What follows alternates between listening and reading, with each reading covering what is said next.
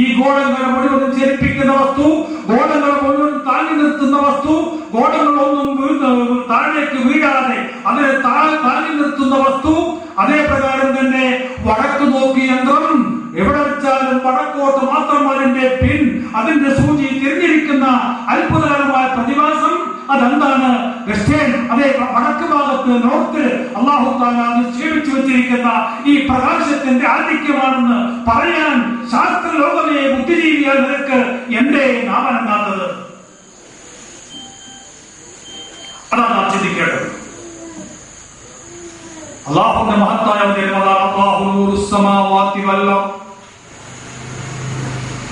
ഈ പവറിനെ മനുഷ്യനും സ്വായത്തമാക്കാം.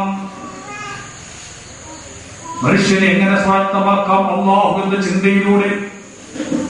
താൻ ശ്വസിക്കുന്ന ശ്വാസത്തിലൂടെ പ്രാണവായുവിനെ നാം സ്വീകരിക്കുന്നുവെങ്കിൽ, പ്രാണവായു ഇല്ലായിരുന്നുവെങ്കിൽ ഒരു സെക്കൻഡ് നാം ഇവിടെ ജീവിക്കില്ല. അതിനെയാണ് നാം വിളിക്കാറുള്ള ഓക്സിജൻ എന്ന് പറയുന്നത്. ഈ പ്രാണവായു അത് എന്താണെന്ന് ആർക്കും പറയാൻ കഴിയൂലെങ്കിൽ അതിനെ നീ സ്വീകരിക്കാൻ നിനക്ക് അതിനെ അല്ലാഹു തആല ഇച്ഛിച്ച രൂപത്തിൽ നിനക്ക് വിനിയോഗിക്കാൻ ലഭിക്കണമെന്നുണ്ടെങ്കിൽ അല്ലാഹു നിർദ്ദേശിച്ച അതിനെ പ്രൊഡക്റ്റ് ചെയ്ത, അതിനെ നിർമ്മാണം ചെയ്ത, ഈ ലോകത്ത് വിതരണം ചെയ്ത കമ്പനിയുടെ ഹെഡായ പരിശുദ്ധനായ അല്ലാഹു സുബ്ഹാനഹു വ തആല അതിന് മാർഗനിർദ്ദേശം നൽകിയിട്ടുണ്ട്. ആ മാർഗനിർദ്ദേശത്തിലൂടെ നീ ജീവിച്ചാൽ ആ പ്രപഞ്ച രഹസ്യത്തിൽ അല്ലാഹു ഉൾക്കൊള്ളിച്ചിരിക്കുന്ന മഹത്തായ ആ പവർ നിനക്ക് സ്വാധീനിക്കാൻ കഴിയും. അതിന് പ്രധാനപ്പെട്ട ഒരു മാർഗമാണ് നോമ്പനുഷ്ഠാനം. പ്രപഞ്ചത്തിൽ അല്ലാഹു നിക്ഷേപിച്ചിരിക്കുന്ന ആ ദിവ്യപ്രഭയെ, ആ മാസ്മര ശക്തിയെ മനുഷ്യന് സ്വീകരിക്കാൻ പര്യാപ്തമായ ഒരു മഹത്തായ പ്രക്രിയയാണ് നോമ്പനുഷ്ഠാനം. അത് വെറും കൊളസ്ട്രോൾ കുറക്കലാണ് നോമ്പിന്റെ ലക്ഷ്യം. കൊളസ്ട്രോൾ കുറക്കലും ഷുഗർ കുറക്കലും നോമ്പിന്റെ ലക്ഷ്യം. അതൊരു ഭാഗത്ത് വേറെ, അത് പാർട്ട്. യഥാർത്ഥ ലക്ഷ്യം പ്രപഞ്ചത്തിൽ അല്ലാഹു നിക്ഷേപിച്ചു വെച്ചിരിക്കുന്ന ആ മഹത്തായ ശക്തിയെ നമ്മുടെ നമ്മുടെ അന്തരാവയത്തിലേക്ക്, അന്തരാളത്തിലേക്ക് അതിനെ നാം ഊർജ്ജമായി സ്വീകരിച്ചു വെക്കലാണ്.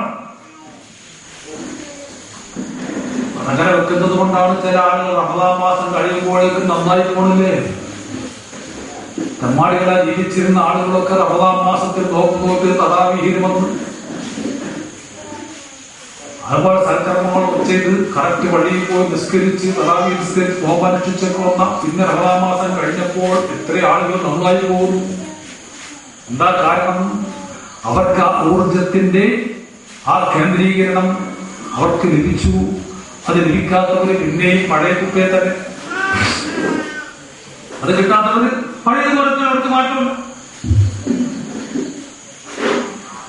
അപ്പൊ ആരാണെങ്കിലും പരിശുദ്ധ റമദാൻ മാസത്തിൽ നിസ്കാരം, നോമ്പ് അതൊക്കെ ചെയ്യാൻ അവൻ സന്നദ്ധനാവണം. എന്തിനാ? ഈ ഊർജം കിട്ടാനാ. ആ ഊർജം കിട്ടിക്കഴിഞ്ഞാൽ പിന്നീട് നന്നായി കഴിഞ്ഞു. കിട്ടാത്തവര് പിന്നെയും സ്വല്പം പരിശ്രമിക്കണം. കിട്ടിയതൊന്നും നിരാശരാകണ്ട.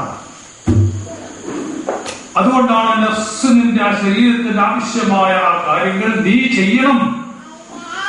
നഫ്സന്റെ തൻകിബിദ് നേരംഗമുള്ള തടി നേരിട്ട് നോടി നടട, നാലും പറഞ്ഞ തടി അഞ്ചാം മുശാഹദയിൽ നാലാർ നുള്ളിക്കൊടട. 4 കേന്ദ്രങ്ങൾ കവർ ചെയ്തുകൊണ്ടാണ് നീ ഇപ്പോൾ ഇവിടെ എത്തിയിരിക്കുന്നത്. അതേതാ? ആദ്യം നിന്റെ ആഴമുൽ അർവാഹ്, നിന്റെ ആത്മീയ ലോകം മുമ്പ് കഴിഞ്ഞു പോയിട്ടുണ്ട്.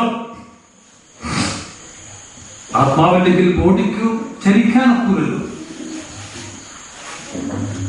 ചില ആളുകൾ മരിക്കുമ്പോ അയാളിലുള്ള സകല ആന്തരിക അവയവങ്ങളും നിലവിലുണ്ടല്ലോ.